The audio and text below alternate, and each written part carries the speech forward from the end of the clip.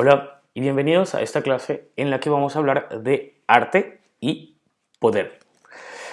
Para comenzar, primero que todo quisiera que tengamos en cuenta esta pregunta que vamos a intentar responder durante toda la secuencia y es: ¿fue el arte una forma de poder durante el periodo de la Guerra Civil Española, el periodo del franquismo y el periodo de la transición democrática en España? ¿Qué vamos a tratar de lograr, de conseguir con el trabajo de estos documentos? Primero que todo, vamos a revisar la cronología de los eventos históricos que han ocurrido o que han tenido lugar en España desde la Guerra Civil, el franquismo y la transición. Vamos también a tratar de analizar la influencia que el arte ha tenido en estos tres periodos y por último vamos a identificar una obra que podríamos considerar como obra comprometida. Recordemos que una obra comprometida es una obra que denuncia o una obra que tiene un sentido político como mensaje, y vamos a tratar de justificar por qué consideramos que cierta obra es comprometida. Para lograr estos objetivos tenemos que saber tener ciertos conocimientos sobre la Guerra Civil Española, o sea que te recomiendo que si no los tienes, ¿por qué no pon pausa el video y vete a mirar en Wikipedia? Una eternidad más tarde. Vamos a tener que ser capaces también de describir una obra puede ser un cuadro, un afiche, de los que vamos a hablar durante esta secuencia. Al final, entonces, de esta secuencia vamos a poder ser capaces de partir de una obra, es decir, leer un texto, leer una imagen que corresponde a uno de estos tres periodos y ser capaces de justificar por qué podemos considerar que esta obra es una obra que muestra el poder del arte en la historia. Vamos a comenzar entonces con el estudio de tres documentos que nos van a permitirnos responder a la pregunta que es: ¿fue el arte una forma de poder durante la Guerra Civil, el franquismo y la transición democrática?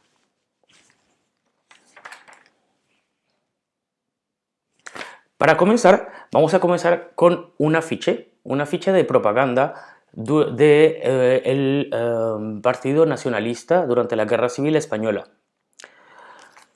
Recordemos y pongamos un poco en contexto lo que pasa con la Guerra Civil en España. Primero que todo, tenemos una fecha muy importante, que es el 14 de abril de 1931, que es la fecha en que se proclama la Segunda República Española. Después, el 18 de julio de 1936, Francisco Franco, un general militar español, decide formar un golpe de Estado contra el Estado español. En 1936, el 18 de julio, recordemos esta fecha, es importante, él intenta entonces tomar el país por medio de un golpe de Estado y empieza la guerra civil en España. Esta guerra civil va entonces desde 1936 hasta 1939, año en el que Francisco Franco gana la guerra civil y se instala al poder. En este afiche que tenemos aquí podemos ver dos colores principales: el color negro y el color rojo. También podemos ver que en este afiche vemos el título, es España, ¿sí? Tenemos dos personajes y tenemos un pequeño eslogan, por decirlo de alguna forma, que dice: España, una, grande y libre. Vamos a ver qué significan estas tres palabras que tienen mucho sentido en este afiche. Primero que todo, España una significa que España no se deja dividir.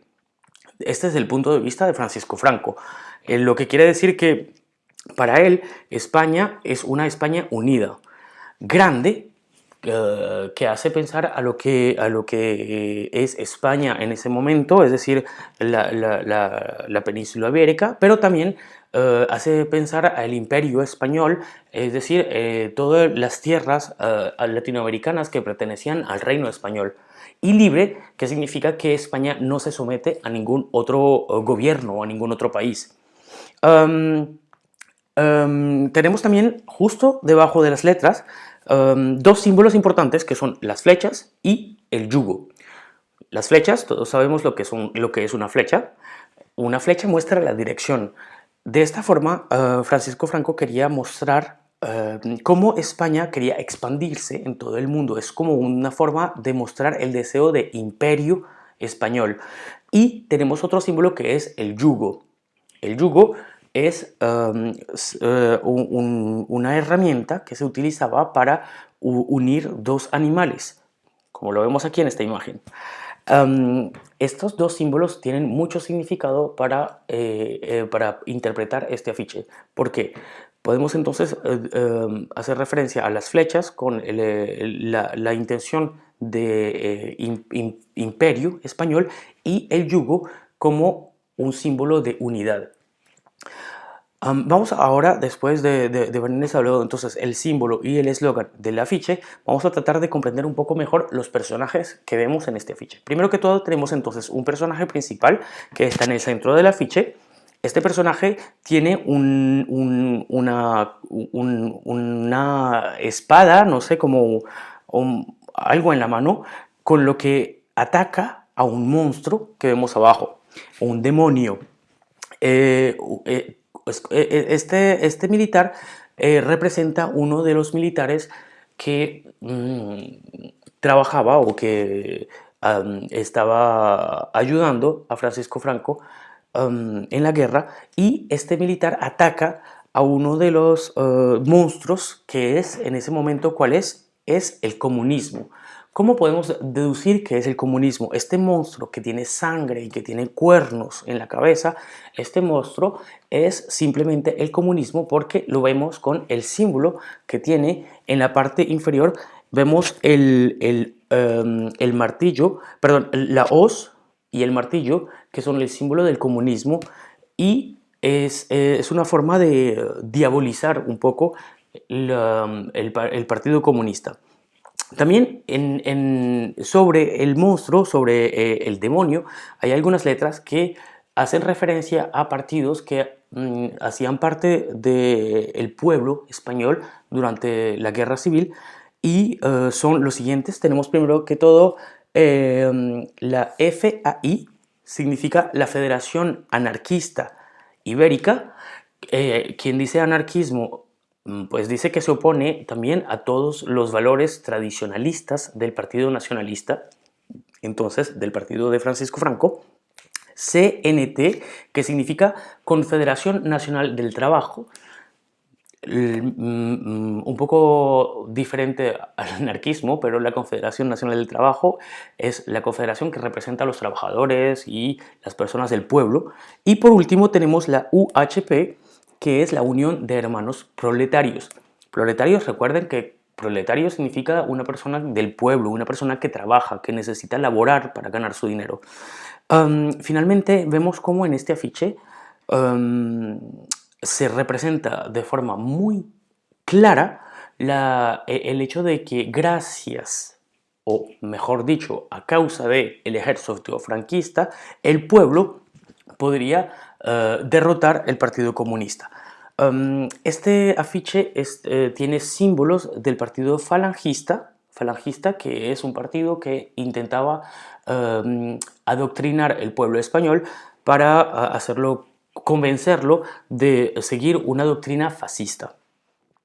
Este afiche pertenece a una serie de afiches que es muy grande, que hay muchísimos afiches incluso en España y en muchas partes del mundo, que son afiches de la propaganda del Partido Nacionalista, que intentaba entonces convencer a las personas españolas que el pueblo español estaría mejor conservando sus tradiciones y conservando el nacionalismo contra el Partido Republicano, que eran los opositores de Francisco Franco.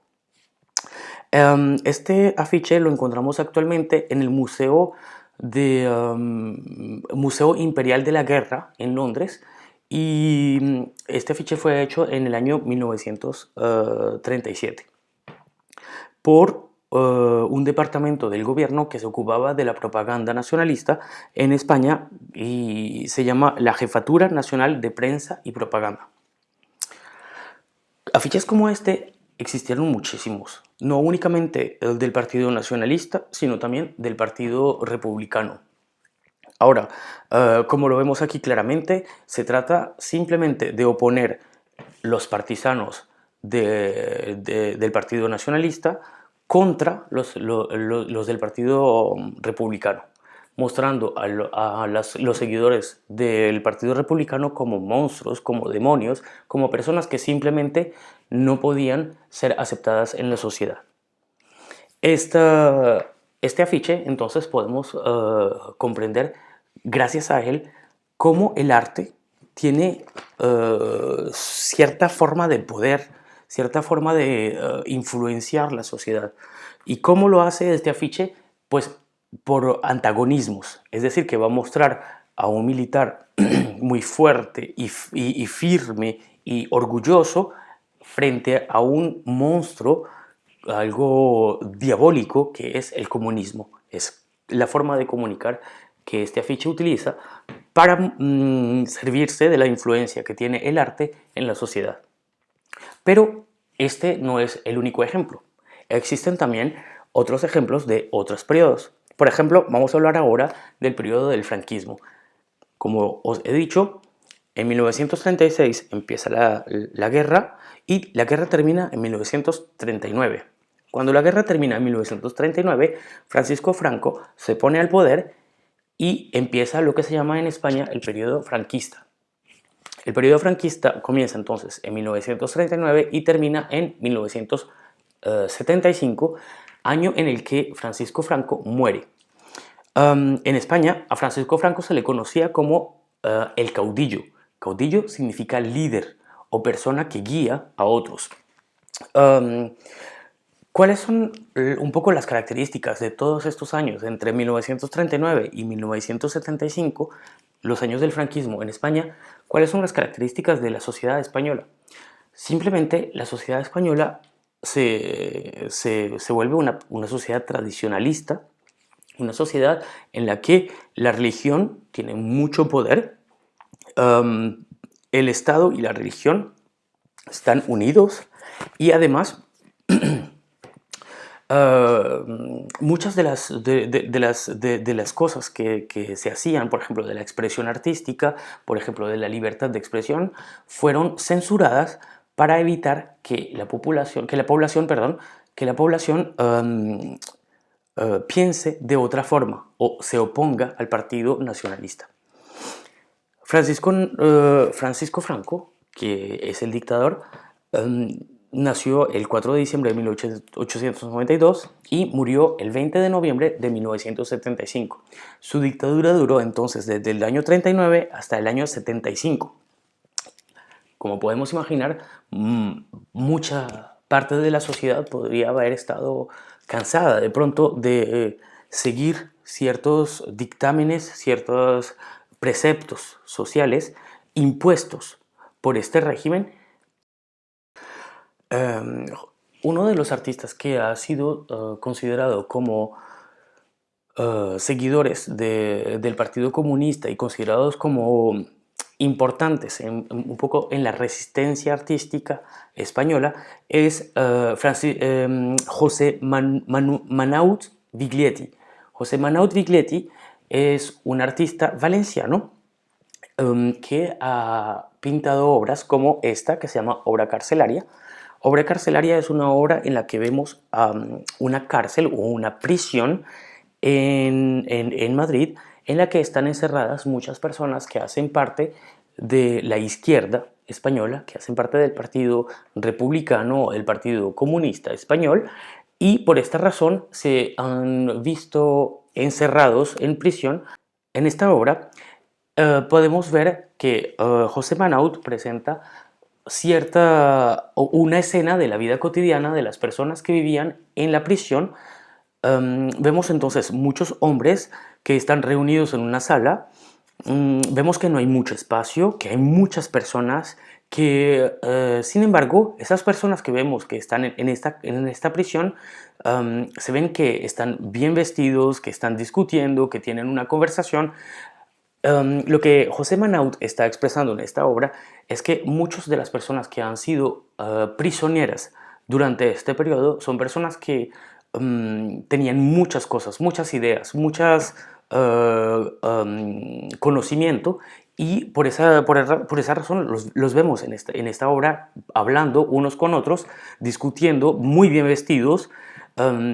Y lo que podemos deducir al ver esta obra es que finalmente las personas que estaban prisioneras durante el periodo franquista no eran necesariamente personas criminales, sino que eran personas que se oponían a la opinión del dictador. Y es por esta razón que los encontramos en la prisión.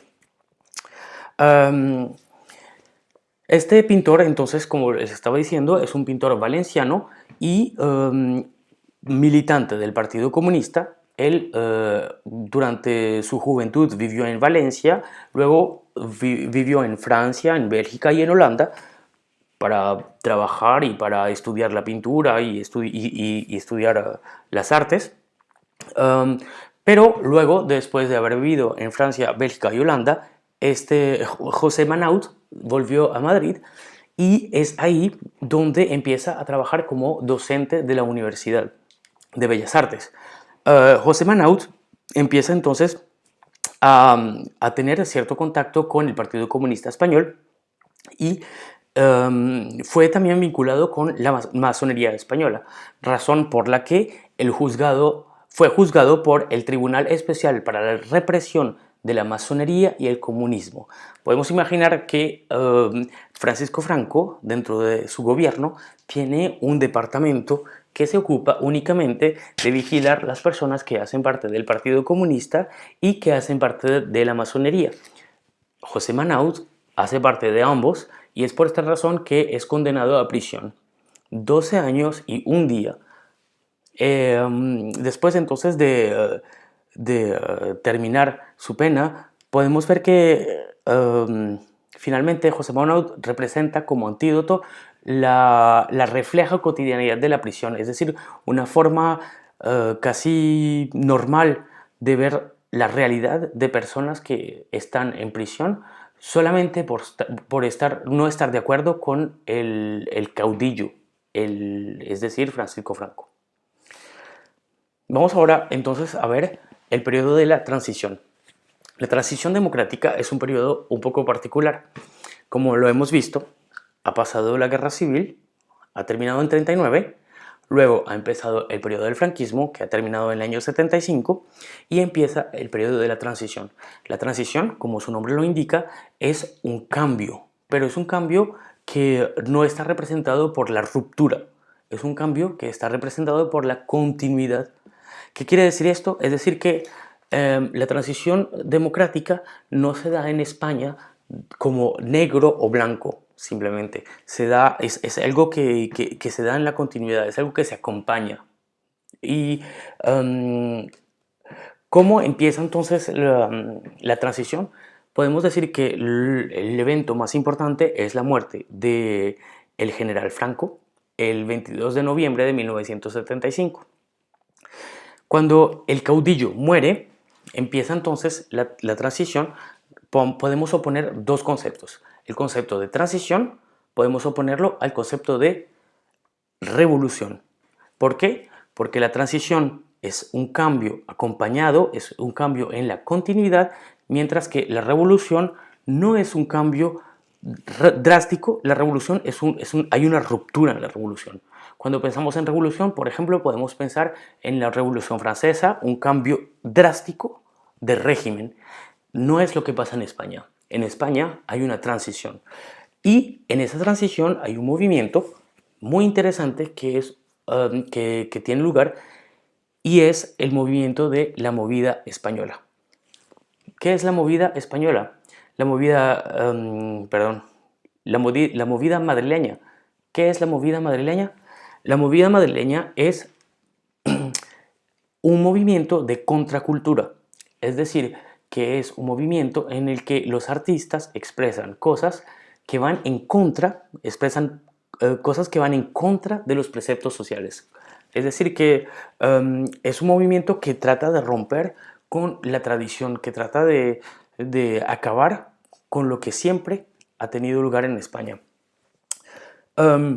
Este movimiento de la movida madrileña empieza oficialmente el día de un concierto se llama Homenaje a Canito.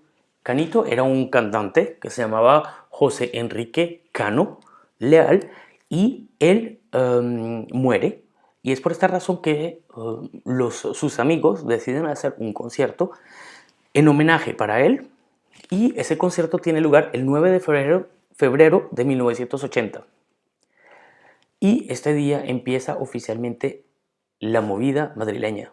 La movida madrileña está caracterizada simplemente por ir en contra de los preceptos sociales, en contra de los valores que la sociedad espera de ellos. Es decir, que son los jóvenes que simplemente se oponen a la tradición.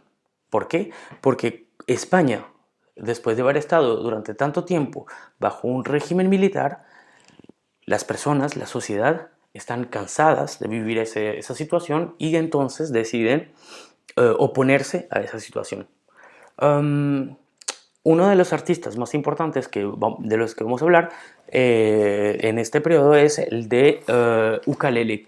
Ukelele es una artista que se llama Bárbara Allende Gil y ella ha realizado este cuadro que se llama Madrid.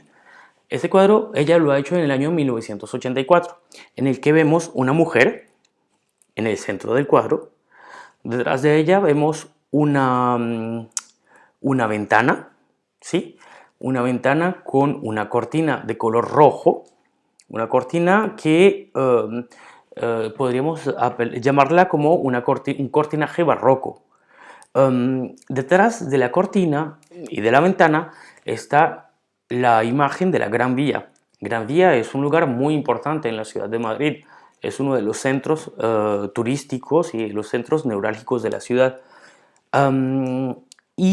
Esta mujer que está al lado de la ventana, muy, muy maquillada, muy sonriente, con una mirada un poco inocente, tiene una caja de zapatos en la mano, una caja de zapatos de color rojo, y dentro de la caja de zapatos ella abre la caja y saca de la caja de zapatos, como si fuera un regalo, un filete de vaca. Algo muy extraño. La movida madrileña, perdón, es exactamente esto, es ir en contra de... Hay algo que no funciona, hay algo que no va en la sociedad, en el cuadro, en la imagen que vemos, y es eso exactamente que vemos en este cuadro. En este cuadro vemos una mujer que tiene un filete de vaca en la mano delante de una ventana. No tiene lógica. Justamente es lo que quiere hacer la movida madrileña, es ir en contra de lo que se espera, en contra de los valores, en contra de lo que vemos, en contra incluso de la estética. Es lo que hace Ukelele con este cuadro. Algo muy interesante que me llama la atención de este cuadro es que esta modelo, Ukelele, pues fue entrevistada para hablar de la estética de este cuadro, y ella dijo que nada de esto había sido previsto, que la modelo finalmente había llegado a su estudio, a su taller, y que se había presentado así, y que ella había tenido ese deseo de hacer esta imagen. Cierto tiempo después, Ukelele se ha dado cuenta que esta modelo ha sido víctima de cáncer y que ha muerto. Para ella es como una forma de interpretar que finalmente lo había visto de cierta forma en ella.